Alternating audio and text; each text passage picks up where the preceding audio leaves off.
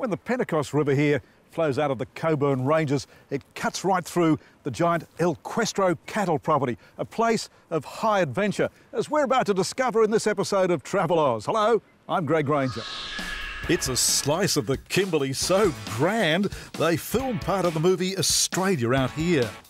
Our adventure will take us by helicopter and four-wheel drive around the most rugged parts of the Cockburn Ranges.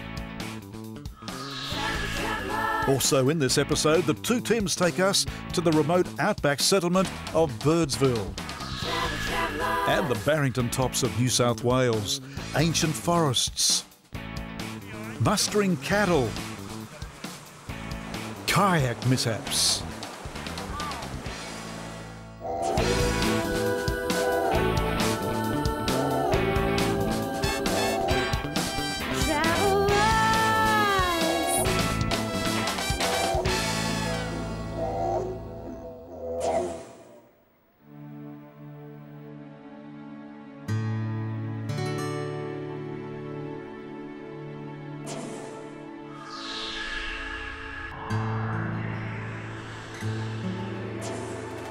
When you're exploring a million-acre property like El Cuestro, best and fastest way to get around it is by helicopter.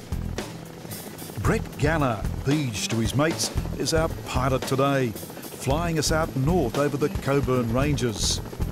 Rising 600 metres above the plains, these rugged ranges are like a vast round fortress.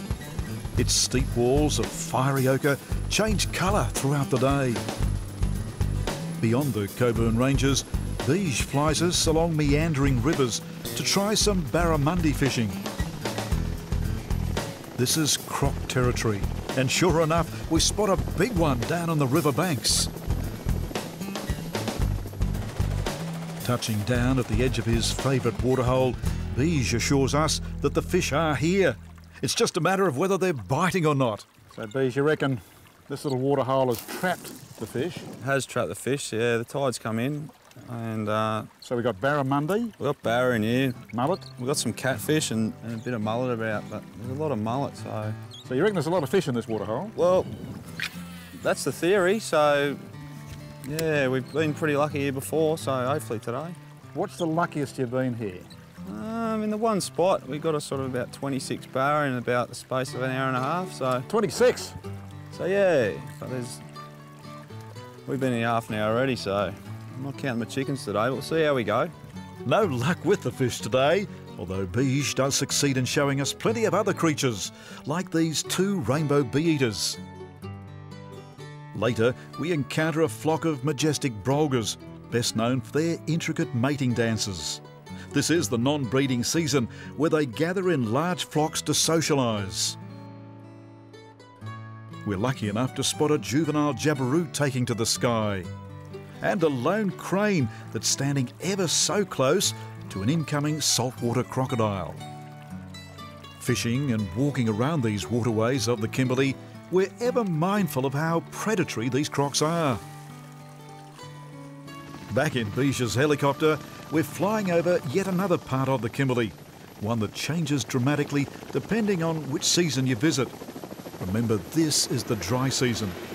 In the wet season, floodwaters extend across all of this territory, leaving vast mudflats when the waters recede. These are the same mudflats that were featured in the muster scenes of the movie Australia. It's here that we rendezvous with another character of the Kimberley, Miko Bass. Pretty damn dry out here. Look at this earth here. Look how cracked this is. Yeah, mate, we're about 6 months from our last lot of rain. Yeah. We've been getting baked up here by temperatures constantly over 30 degrees. Not a lot of moisture left there. Well, winter's only just gone and we're approaching 40 degrees. As you say, no rain for 6 months. This is the dry season, and it really is so dry. This is the thick of it. So eventually, in a few months' time with some good rain, this will be wet, wet, wet, and totally inaccessible. Now, this is a huge property, El Cuestro, some 1 million acres. It runs as a cattle property. That's correct. We're still pastoral lease, so we still run around 7,000 head of cattle on the property. And if you like your walking, you can go 80 kilometres north-south and 60 kilometres east-west, and you can check out the fence lines for us. So this was the set of the movie Australia? Yes, mate, this is it, smack bang in the middle of 6 weeks of filming here. We've had Nicole Kidman walking this very parched earth. Yeah, and Hugh Jackman on his horse, pushing those cattle through. Amazing scenes. When the movie was taking place, what were you doing? I was actually guiding for Equestro on the other side of the property there, further south. Fortunate enough to poke through here with a few tours. Not quite lucky enough to get a glimpse, but we're around. We would have had sets all over these mudplains. Yes, mate, they use this whole area, cranes, vehicles driving up and down, obviously big mobs of cattle, probably about 500 head of cattle they were using for the scenes getting filmed along here. The dust could be seen from quite a way away with the stampede effect they're trying to get, so perfect setting for it, without a doubt. From the mudflats, Miko is taking us by four-wheel drive to explore more of his property. Got a fantastic four-wheel drive track that we can get out and experience to take us all the way around this. We can circumnavigate the lot. 120 kilometres of full-on four-wheel driving adventure, and a great way to get out and see some of this magnificent country. Quite a rough road. Used to be a track for the Afghan Cavaliers. That's right, and also the Stockman, linking us up to historic Wyndham to the north there, and it's a bit of history you're driving along on the Kurungi Road. We're seeing some magnificent baobab trees on this drive. Fantastic, as it's part of the Kimberley. They're everywhere we go. They're a fantastic tree, and I guarantee you, you'll never find two the same. Driving further around the base of the Cockburn Ranges, we begin to spot huge bluffs jutting out into the plains. We're looking at the west face of the North Cockburns, centrepiece of the property, about 330,000 acres they consume. We're actually taking in here what we call the fingers, and you can see the four of them along the west face here, and this afternoon sun absolutely does them a treat.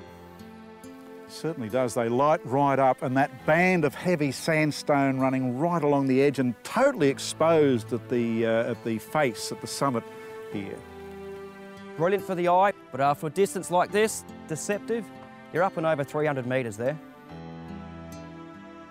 From the Cockburn Ranges, we leave Miko for yet further encounters in the Kimberley. In coming episodes, we'll go mustering and fishing on an Aboriginal-owned property. We'll explore Lake Argyle with its rock wallabies, euros and bowerbirds. And we'll learn about the lure of diamonds as we visit the world's largest diamond mine.